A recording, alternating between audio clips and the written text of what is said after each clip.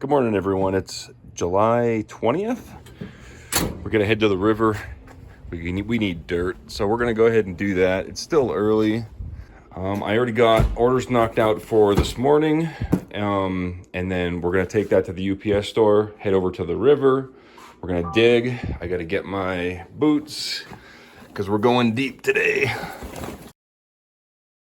All right, we are at Rockler Woodworking and Hardware, and they have a hardwood section.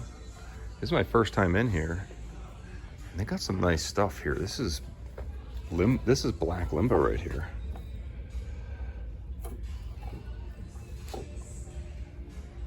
They got some nice pieces. They got wenge. How many thick pieces? This is great for fingerboards. Wow, they have a really good selection. They got some zebra wood. That's a fun one. You can make fingerboards or tops out of that. Padauk. You can make fingerboards out of that. Big pieces of padauk. Bacote. That looks nice. I didn't see any ebony yet. That's a maple, cherry. I don't think cherry sounds very good. Walnut sounds excellent. African mahogany. Bigger pieces of wenge. I could make necks out of that. It's hard to find genuine mahogany, and I don't mind paying. Genuine mahogany is like double the price, but for the real stuff, I'm willing to pay it, but you just can't find it anywhere. But let's see. This one here, yeah, that would be wide enough for some XKs. Oak, walnut. There's some more maple over here. There's an interesting piece right there. I could make a top out of that right there.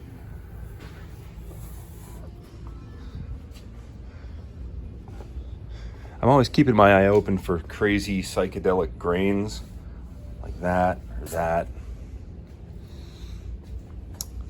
Hickory. Here we go, some poplar. There's some figure in that poplar right there. You don't normally see that. Here's some curly maple. I mean, if you use your imagination, that's actually not a terrible piece right there. I could make a top out of that. 46 bucks. That's pretty decent. Piece behind there. I can see this piece back here hiding. That's too thin.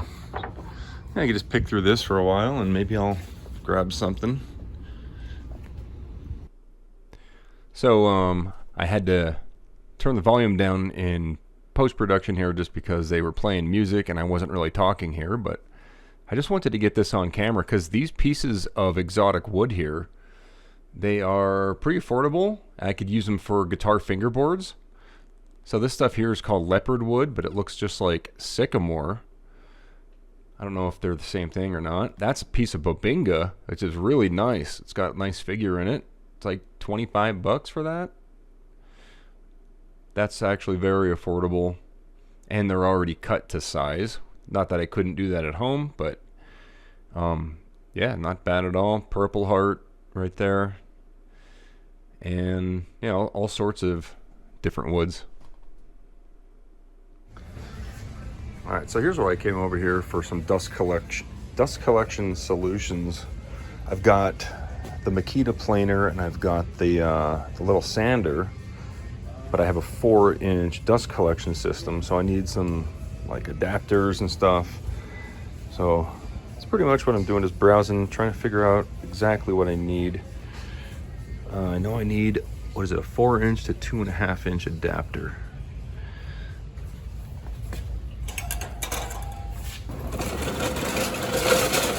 All right, so I did some measuring here on the wall.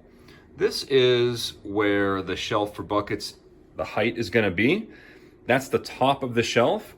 And then over here, the middle mark actually is where I am going to put I'm thinking about doing an adjustable shelf for the height of the sluice box, right? Because different sluice boxes require different angles, and I can also kind of tweak it. So basically this shelf is going to be here. There's going to be 2 buckets on it. The sluice box is going to tilt down into the second bucket, and then this is going to be adjustable up or down. That's the idea. So what I have going on in here is that shelf. We have 36 inches wide. Oh, and check this out. When I was milling the 2x4s from Home Depot, I was able to make an awesome like book match here. Let's see if it goes like what it looks like this way. Looks pretty cool. But yeah. Anyway, basically I just milled it down with the planer and made them nice and square. Got a piece of plywood here, Baltic birch. This Baltic birch stuff is really water resistant. That's why I'm using the better stuff, because it's gonna get wet eventually. And then these end pieces, right now I just have to cut them to fit. And then we'll install this shelf. And then the other part, which is gonna be adjustable somehow, either with a lever or just putting 1/4-inch pieces of wood in there, which is probably makes more sense to change the angle. So that's what we're doing now. All right, so I'm just getting ready to set up and glue and drill these and secure these down to this. And I'm like, where the heck are my drill bits? I'm looking over here where they were before, and there's no drill bits. And then I was like, oh yeah.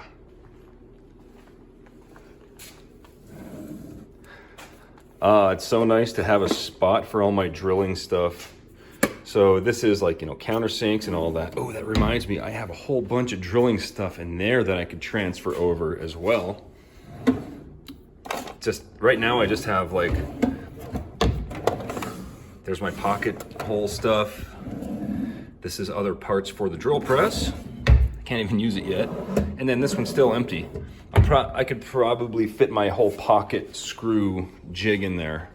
Don't know if I'm gonna keep the drill press right there, but if I do, it's actually a really good spot. I do wanna have more clamps and stuff over here. This is gonna be like the clamp wall, but behind it, maybe over here, I can have a little shelf that has all my commonly used drill bits, because when building guitars, there's only like maybe 10 different drill bits that I'm gonna need. And instead of digging in here every time, I'll have, you know, like a block with holes drilled in it for the specific sizes, and then I can just grab those as needed. Found a couple nice pieces of ebony. This is a piece of wenge. But this is awesome wood. You can actually glue 2 pieces of it together and you can't even tell. All right, we'll continue with this. All right, we've got our little bucket shelf made. Now the next thing we need to do is figure out where the shelf above is gonna go. And this is gonna be, so I have a, this will tell me the degrees. So for this, like for instance, for this VDR sluice, we're gonna need 8 to 10 degrees. Get this out of here. So basically, we're gonna bring, we know that we need it to drain into this bucket, and we're gonna raise it up. I'll get this in the shot so you can see how it works. We'll raise it up until it says 6 degrees. Yeah, because you can run like dream mats at like 6 degrees. So we want the shelf to be about here, because we can always put little pieces of wood underneath to raise it up more, right? Because the VDR can go between 10 and 8. So in that area there. So we want to probably set it at like 6. So that's pretty much where that bottom mark is. So what we're going to do, we're going to build a shelf starting here, and we're going to go back. It's not going to be very wide. It doesn't need to be. And that's going to be where we rest our sluice boxes. I'm going to make it wide enough for my other sluice box, which is completely destroyed. That thing didn't survive the move very well, but this is the one I used in my $10,000 bucket video of pay dirt. But I'm going to rebuild this and show you guys how I built it. you might not want to build it the same way that I did build it, but I'm going to build it a lot more sturdy this time too. There's no welding done here. This is all just JB Weld. It's kind of why it fell apart. So, and silicone. All right, back to work. This is great. I don't even have to water the plants today, which is good because I totally forgot anyway. Yeah, don't tell Heather. So I did measure this shelf out. We have it built. It's in the other room. And what I had to do was, I was trying to think, because it's gonna get wet, right? So I have to make it some sort of water resistant, waterproof, something like that. So what better than using marine grade clear penetrating epoxy sealer? So I went ahead and clear penetrating epoxy sealered it. And while I was at it, I was like, well, what the heck? We'll give it another Galaxy Blue Burst. I know you guys were mad that I covered up the last one with the drill press, but this is gonna stay like this. I'm not gonna spray any lacquer or anything on it. It's just gonna stay like that. And this is just for the sluice box to rest on. So one thing, we have countersunk holes here, and the finish didn't get in there. So I got a Q-tip here. We're just gonna get some finish on that. Go like that, go like that. Good enough.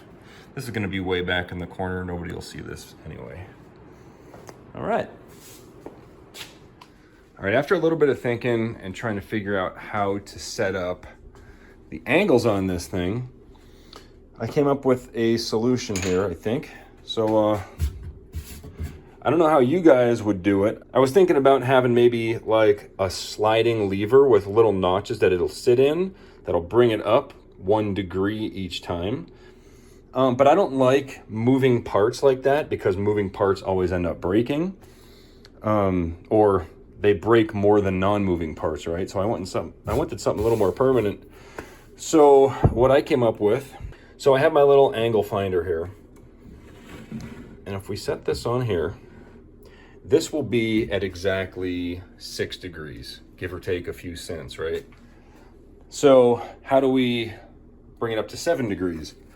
Well, I have different pieces of wood. Each one is a little bit thinner than the next. So this one here, if I put it under, if I set that in here, and I made 2 little dowels.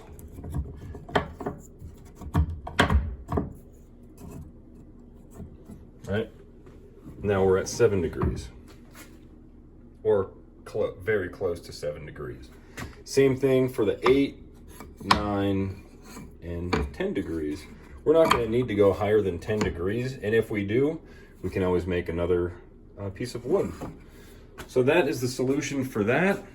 So anyway, I think that's all I got for today. We'll see what happens, but either way, I'll see you on the next video, and thanks for watching.